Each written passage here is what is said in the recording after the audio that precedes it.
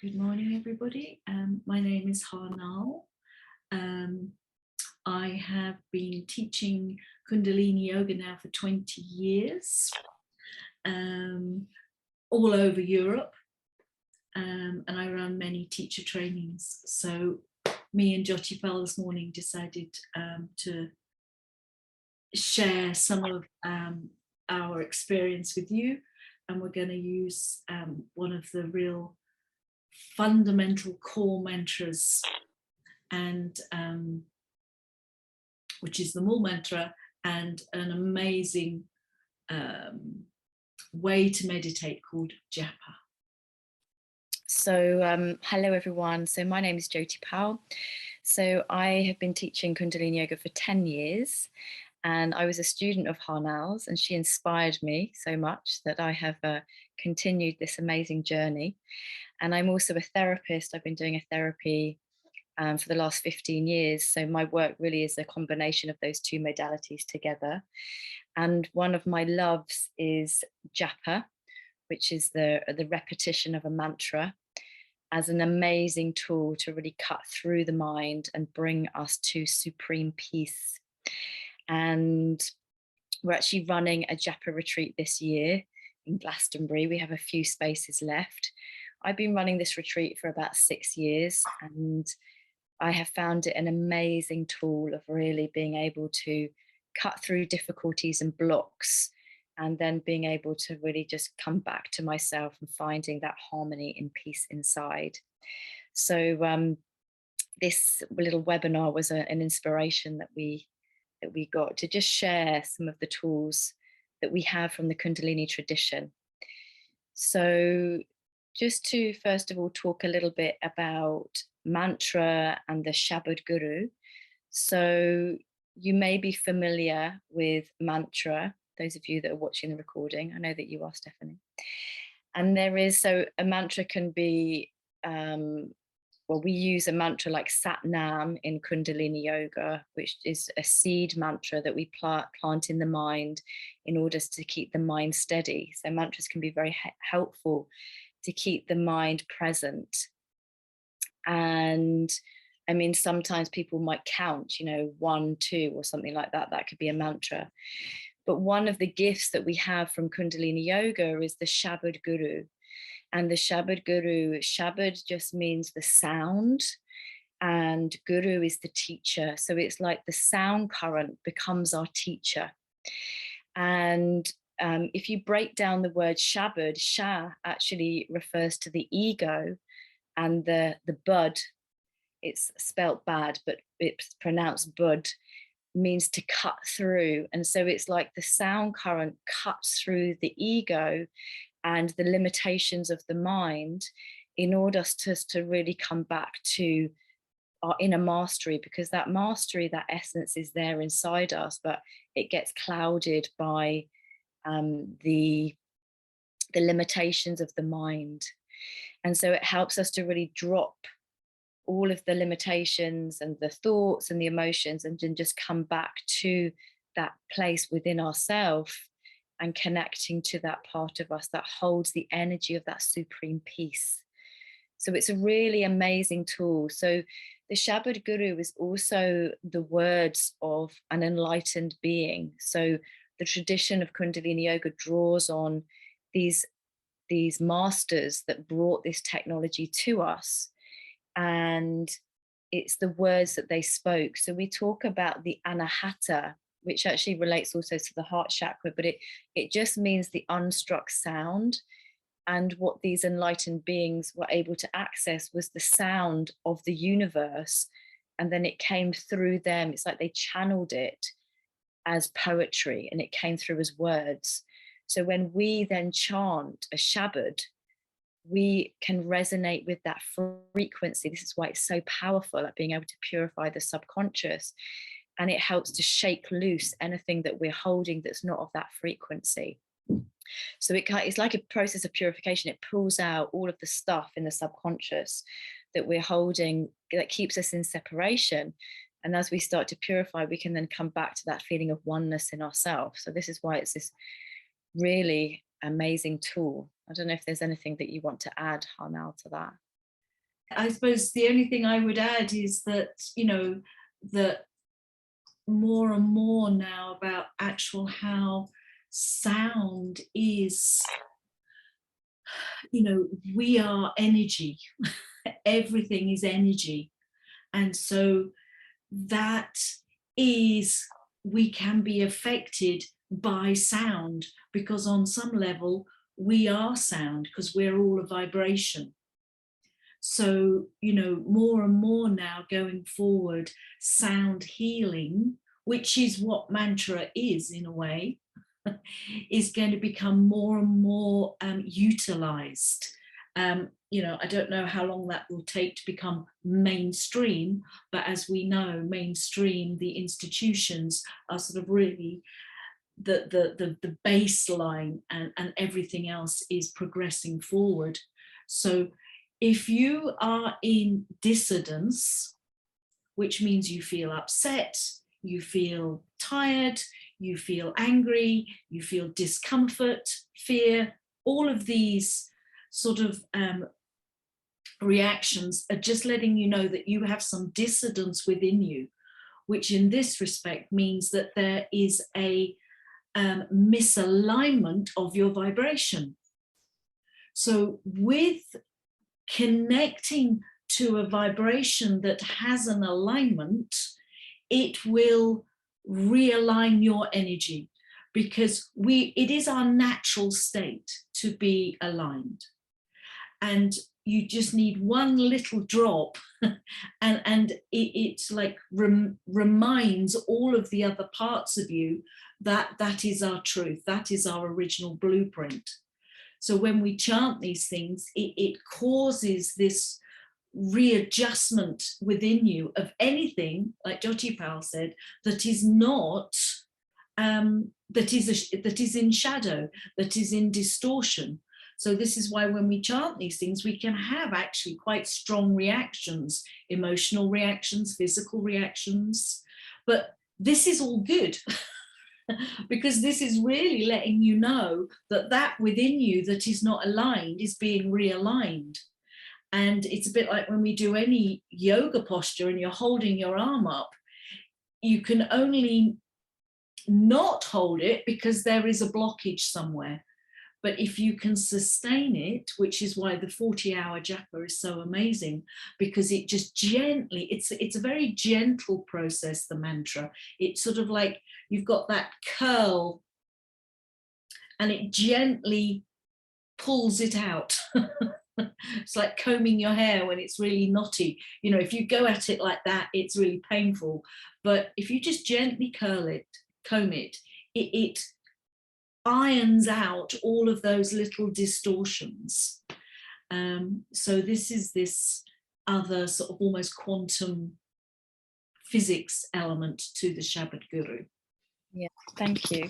So, you know, we talk about the nod, and the nod is also the sound, or the sound current. And within that word is the Ard, and this is the infinite. So it's almost like the Shabad Guru is like a code, a universal code, which alters our consciousness. It's almost like opening a doorway. And we have like 84 meridian points on the roof of the mouth. So when you're chanting a mantra or a Shabad, the tongue moves across the roof of the mouth in a specific coordination. And this then activates the endocrine glands. So you're actually balancing the hormones. You know, this is why it's so good for depression and anxiety, why it brings this sense of relaxation. It has this really profound effect on the vagus nerve, and the vagus nerve being linked to our relaxation response. So it calms everything down. But it's also, I mean, there's been quite a lot of studies, scientific studies that have been now done over here in the West in relation to sound and mantra.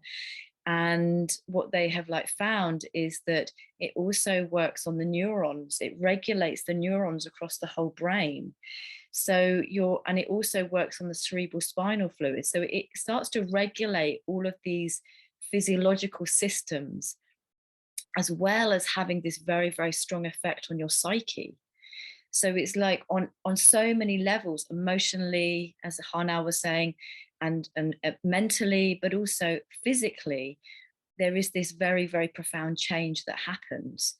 And so, you know, even by chanting a mantra just for 31 minutes, you know, in the Kundalini tradition, we work with specific numbers. So 31 minutes, you're actually changing yourself on a cellular level. When you do something for a prolonged period, like 40 hours, you can imagine that you're going so much deeper into those changes that happen. It's like you're imprinting that universal code into your body on a very, very deep level energetically. And so, you know, you go through that process, you come out the other side very, very different. But even just a short amount of time, I mean, like just chanting for, say, 11 minutes, we, you know, 11-minute chanting can work on your nervous system. So it calms everything down. But it's been really shown to improve positive mood. And with all of these other aspects, depression, anxiety, stress, tension, all of these things that we're now seeing a lot of in our lives, this mantra is this amazing tool to be able to then help us to find relaxation, peace, and kind of regulate these systems in our body.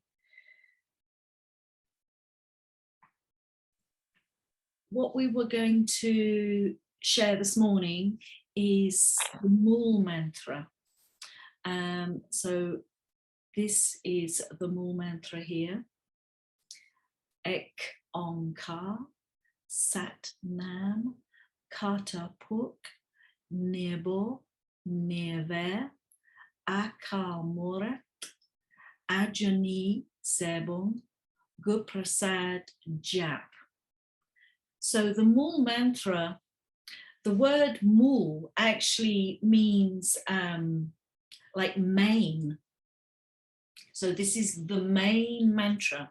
And obviously the Mool mantra is coming from the Sikh tradition, which is, you know, Yogi Bhajan, who brought Kundalini Yoga to the West, was a Sikh. So he combined elements of the Sikh religion into Kundalini Yoga. Kundalini Yoga is not Sikh in itself, because obviously it's not a religion, but he also brought English mantras. He also used Hindu original, like Sanskrit mantras. He always said, I just use what works.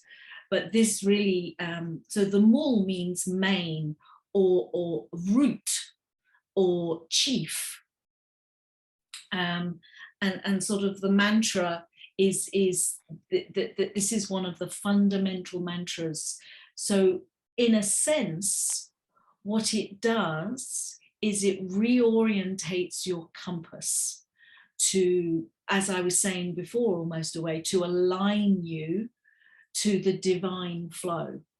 So this isn't my direction, it is the direction of the divine me, which includes me as my personality.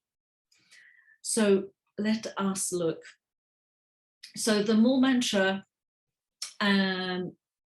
like Jyotipal said, these mantras came through from very enlightened beings who had such an access to source energy that they were almost channeling those divine sounds. So this one came from Guru Nanak. He was lived in India about 500 years ago now, and this is what he channeled, and he was like saying, this is sort of like, it captures the working of the divine in a way. So this mantra is really shows you that there is one, there is only one, which is what the Ek means. Ek means that there was one, and the Onkar is sort of like, I am one with all that is. So this mantra shows you there is only one, and this one exists in and within everything that exists, which means also inside of you. I mean, this is one of the hardest things for us humans to accept, that we are spirit having a human experience. But everything and everyone around you is this one. It is the same spirit. You know, like I was saying, on that quantum physics level, if you were to sort of view everything through that lens, there is no difference at all.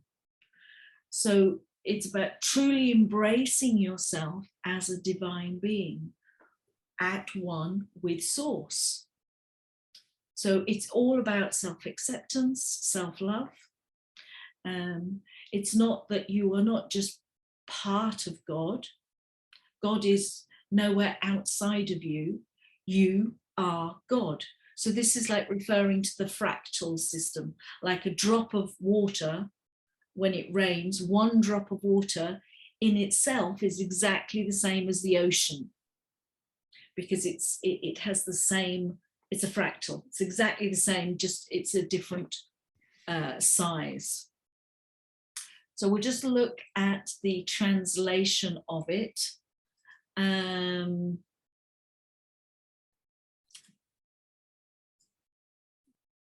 Here we go. So, Ek Onkar, I am one with all that is. Now, this mantra is so fundamental. You know, it's like I said, it comes from the Sikh tradition, and it is, everything starts with this mantra. And in fact, everything starts with this, Ek Onkar, I am one with all that is. Everything that follows, in a way, is just explaining that. You know, it goes into more detail, because in a way we can't really comprehend that as a human. So this is the beginning of the Japji, which is that secret Sikh prayer. And the Japji is actually the beginning of the Sikh holy book, which is called the Sri Guru Granth Sahib. And actually the whole of the Sri Guru Granth Sahib is actually to be sung. You don't read it. I mean, obviously we do, but it is meant to be sung because of that nard that Jyotipal was talking about earlier.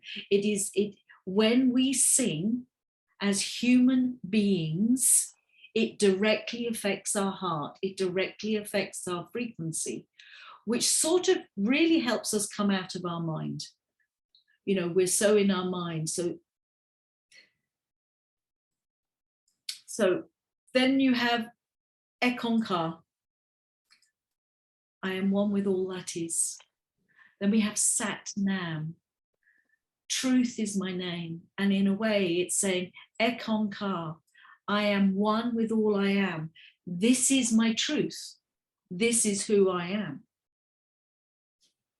Then we have Kata Puk, I am the doer of everything.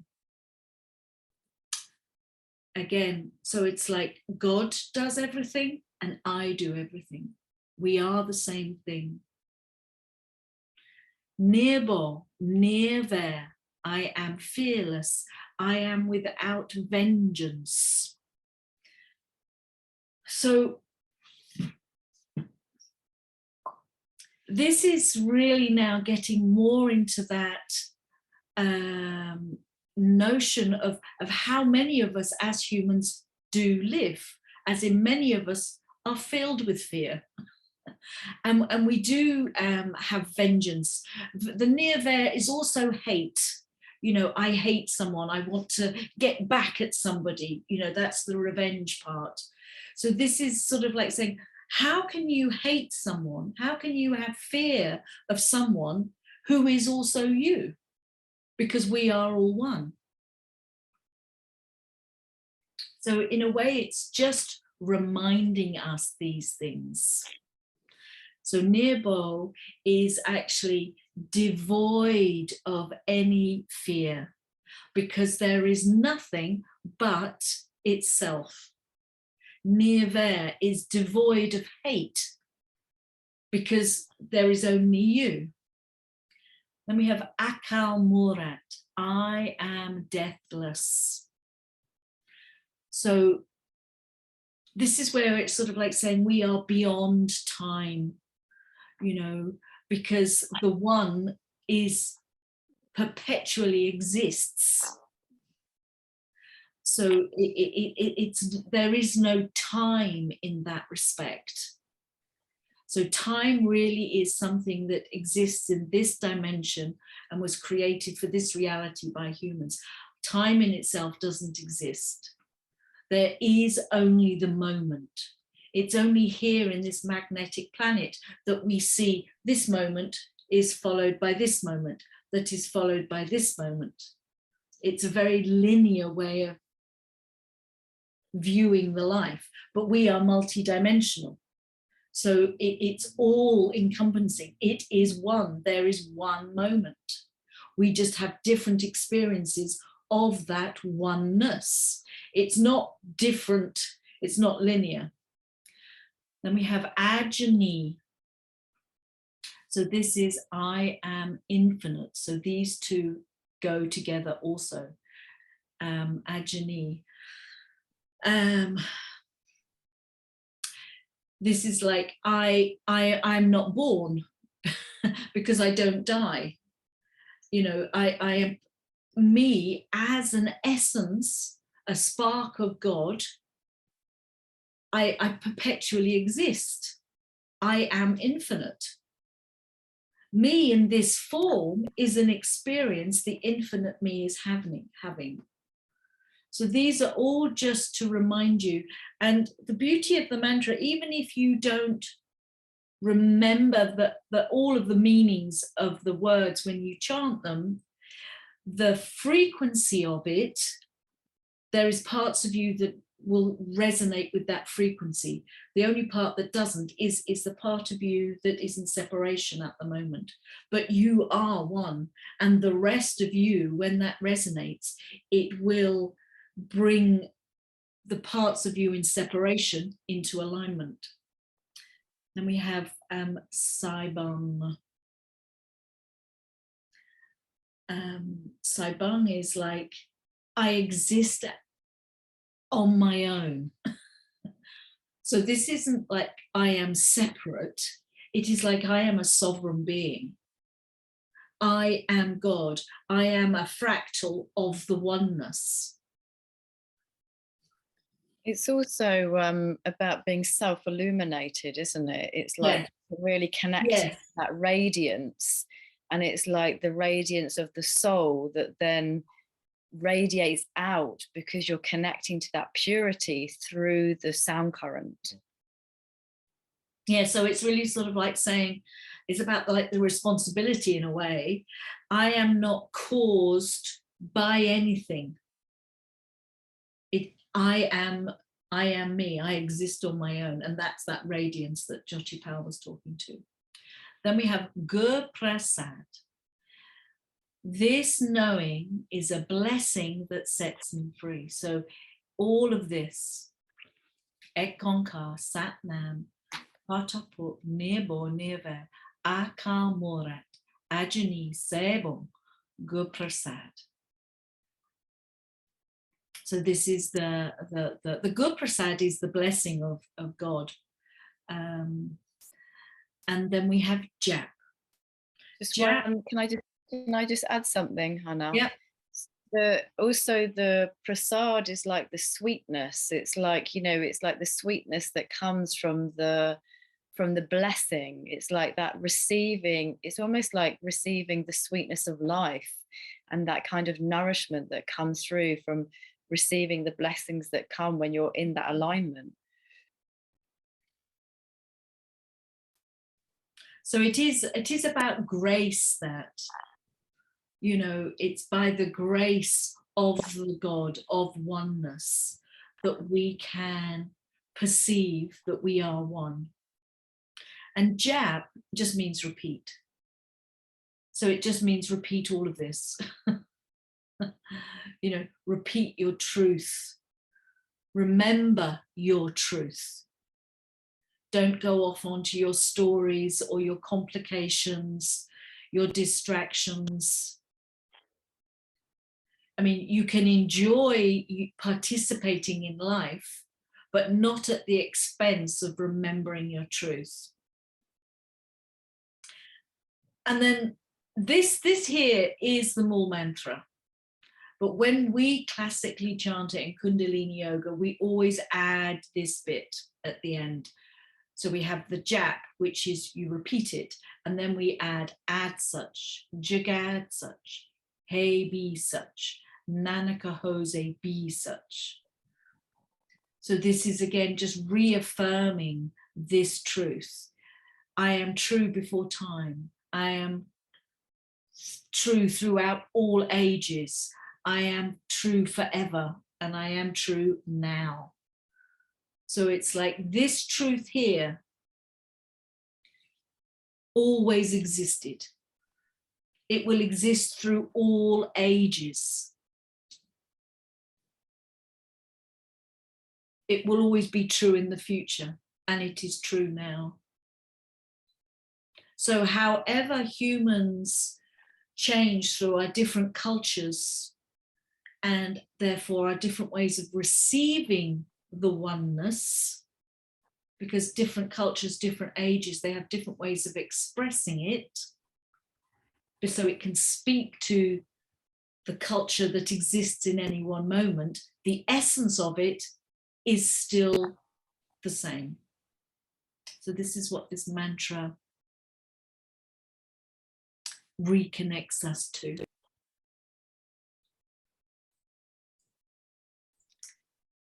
Wonderful. Thank you. And just also to, I know that you mentioned this a little bit earlier, but just to kind of reiterate that, you know, because we are chanting this frequency and that it starts to purify the subconscious, having resistances coming up is really part of it.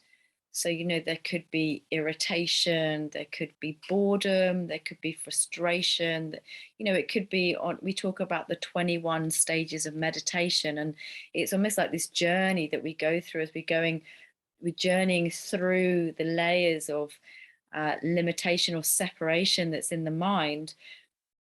As we chant, these things come to the surface, and it's really about being able to work with it and stay with it. You know, there's a tendency as human beings when there's a resistance to react, you know, either to stop doing what we're doing or to move away from it. But really what we're doing is building the capacity to be able to just stay with the experience as it is and allow the sound current to penetrate through that block and to dissolve it. And then there's this real sense of expansion and liberation as you move through it. So, you know, often when people sign up to the japa or any retreat actually that you may have done, that you're already in a process. It's like once you've kind of committed, it's like this stuff starts to bubble up, and actually that's part of your process, and it's an important part of the process, to rather than dismissing it, to really take notice of what is it that's arising and to be able to stay with that. And my own experience of the japa, I remember the first time that I did it. So I went to France and to La Martiniere, and I did the japa there with Carter, who runs the school there, and it was a different Shabad. And I remember for the first 4 hours being in this fight and getting annoyed because I couldn't get the words, and thinking, you know, it was going too fast and I couldn't keep up with it. And I was thinking I'm never going to be able to do it. And at some point, my mind let go. And then it was like the mantra just came through me. And it was like it was actually channeled through. And I was watching myself chanting these words, thinking, how is that happening? So it's like, you know, that if you get too fixated on trying to be perfect with the words, you almost limit your experience. It's like them see if whether you can surrender into being able to allow the Shabad to come through you. And the more that you can do that, the more that you can connect to the energy of it, and it will then carry you. Yeah, I've got many other experiences of japa, and it really is the understanding of a process, because you commit to, whether it be 2.5 hours or 40 hours or whatever it is, but you commit to this certain amount of time, and within that time the alchemy will occur. And the beauty of the japa is you can see these different parts of the process unfolding, but you are holding on to the mantra that you're chanting, repeating, as your reference, and then all of these things happen, but this is your reference. And normally humans get very insecure, so that is what it triggers us to jump from this belief to this belief to this belief, which actually is what creates the insecurity. But if we hold on to a mantra, you know, that is the reference, then we can experience those same experiences, but we're observing them rather than becoming them. And it really does, at some point, the mind with its way of functioning sort of blows a gasket almost. It literally, it cannot compete, because your mind is finite in that respect. Each time you incarnate, you have a new mind, but the energy that you are is infinite. So as strong as your mind is, it can't outlast the power of the infinite. But we have to choose to sit in that infinite long enough, in a way, for the mind to surrender. So it's an amazing process to observe and participate, and at some point the mind literally just goes which is not pleasant from a human point of view, but at that stage you're just chanting the mantra, you're just chanting, you know, you that is your is what can carry you through. So should we do the meditation to finish off? Yes, let's do it.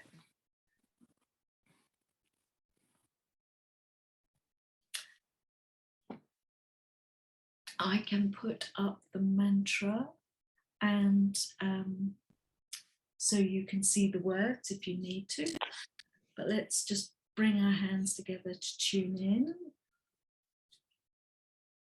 Inhale.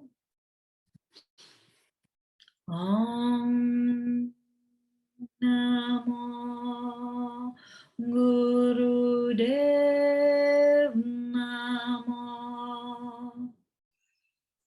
Om Namo Gurudev Namo. Om Namo Gurudev Namo. And inhale, Mulband, and release. So in a japa, there isn't a posture or a mudra. The main focus is just chanting the mantra. So you obviously need to sit with a straight spine, and then really just sit in easy pose. I would say your hands would just be resting in your lap. You can rest them on your knees in Gyan Mudra, and you can move the posture, you know, if you need to, you can. As you can imagine, if you were doing it for 40 hours, you would need to move the body, but your main focus is the mantra.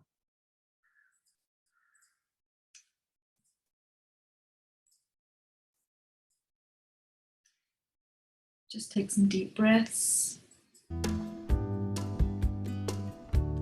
Is the volume okay?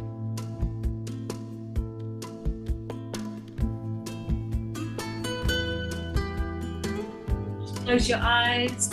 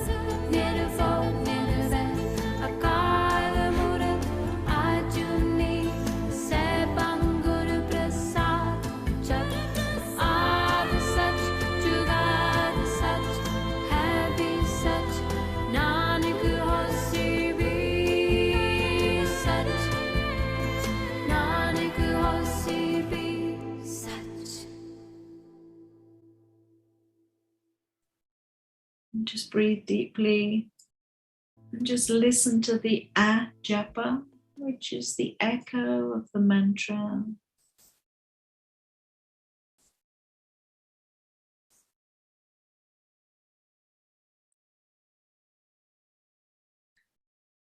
And just feel your total energy rather than your body. It includes your body.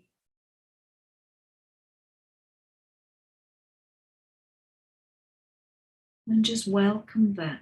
Embrace all that you are.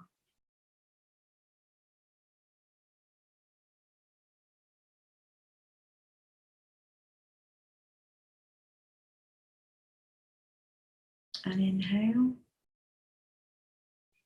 Bring your hands together to close. Inhale. Satnam.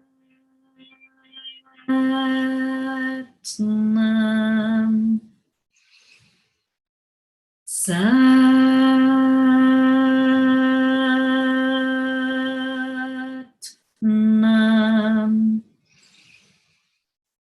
Satnam.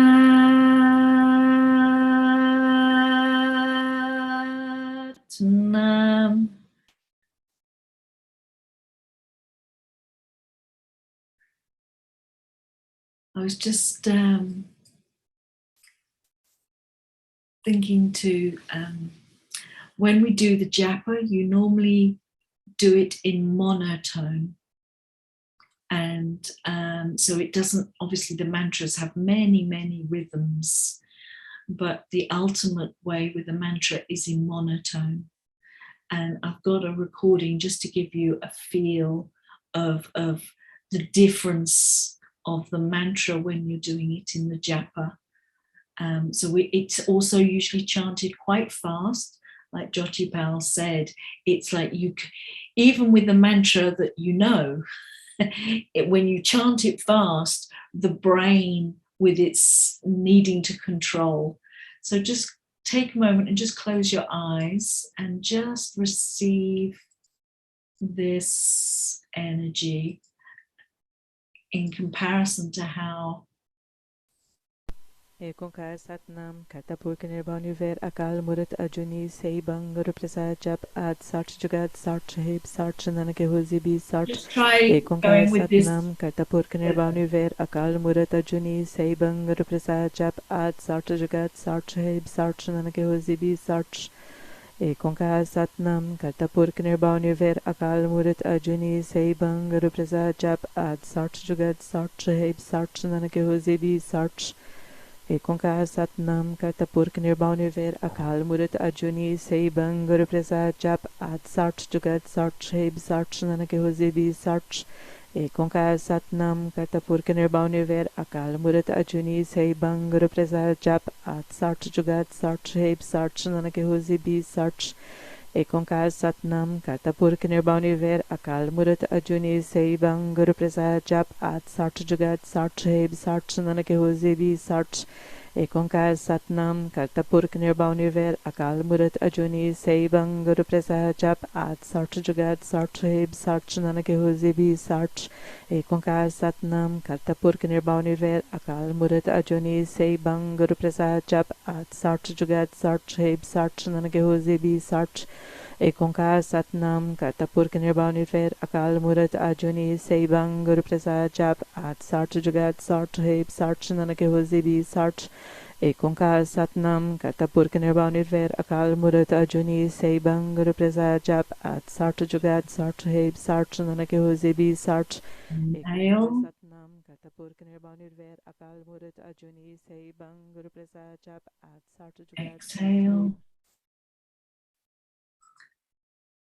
So that just gives you a little flavor of the power of the japa and how it brings all parts of you to be present. Because the focus you develop when you have to focus on a mantra, and yet then on some level you also have to let go control.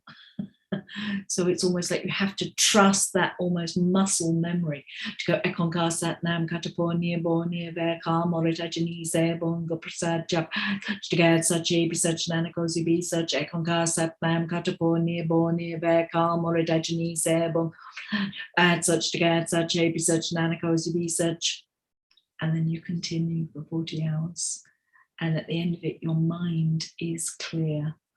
It's like a cupboard that only has 4 things hanging in it instead of being round, full of stuff. Yes, just one thing that I just wanted to share also. So last year, I had somebody come who had lost his wife after like 35 years, and he'd also lost his mother before that. And he had kind of drawn the conclusion through the loss of his mother, and that there wasn't anything beyond this life. And he came to the japa to really work on helping him to resolve his grief around the loss of his wife. And he initially was very struggling with the mantra and, you know, really trying to get the words. And then on the Sunday morning, it was like his mind just let go. And he had this experience where both his mother and his wife that had passed over came to him in spirit, and he was open to being able to receive their energy and receive their presence. And it was like a life-changing experience for him.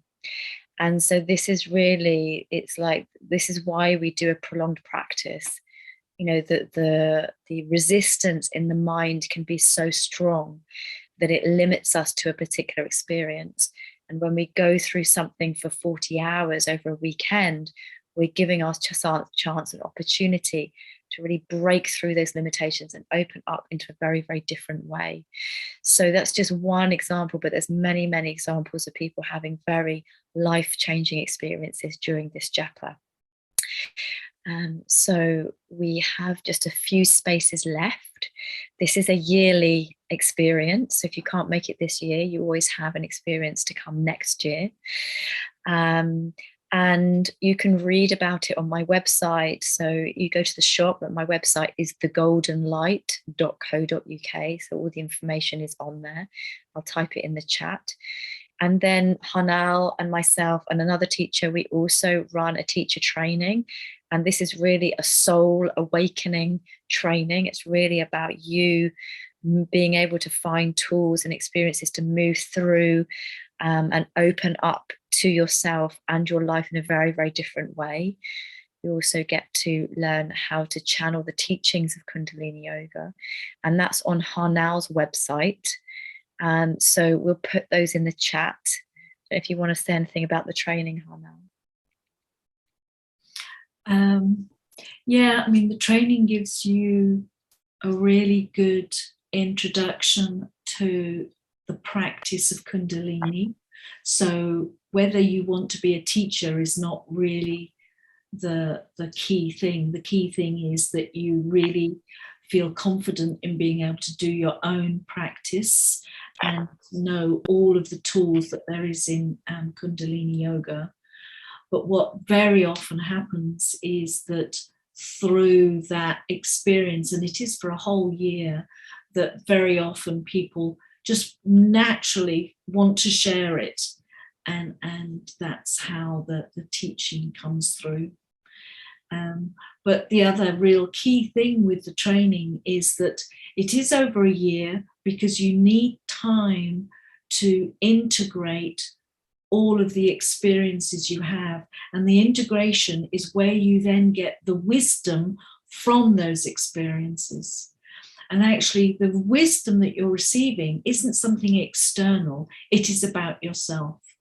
So really, the training is really for you to know yourself deeper, for you to know yourself better, so you can accept all that you are without hating a part of yourself, without being embarrassed about a part of yourself, without being shameful. It's like every part of you is divine. And this is the oneness that actually the Mool Mantra is reminding us of. And it's like how to embrace all parts of you, even the parts of us that are our weakness, because even that is divine. And then we can really, instead of being wanting to cover up things or have things give us, we can become really self-sufficient. And that's when we can really then shine our light, because we don't need anything to make us feel good, because we love ourselves. The love is coming from within us. And then we can just share that light, share that love, and assist other people to feel as good about themselves as you do. So it has these two parallels. It is a training on the Kundalini yoga, but through that, obviously the word yoga actually means union. So this is bringing all parts of you back into one. So we use the universal laws and a lot of self-reflection through the sharing circles to really challenge yourself so you can liberate yourself. And it starts in March next year, and it's based in Glastonbury, which is the heart chakra of the planet. So there's a huge energy here that can support you while you go through these transformations. And my website is harnalkaur.co.uk. And we're both on Instagram and stuff like that. I'll just put it in the chat.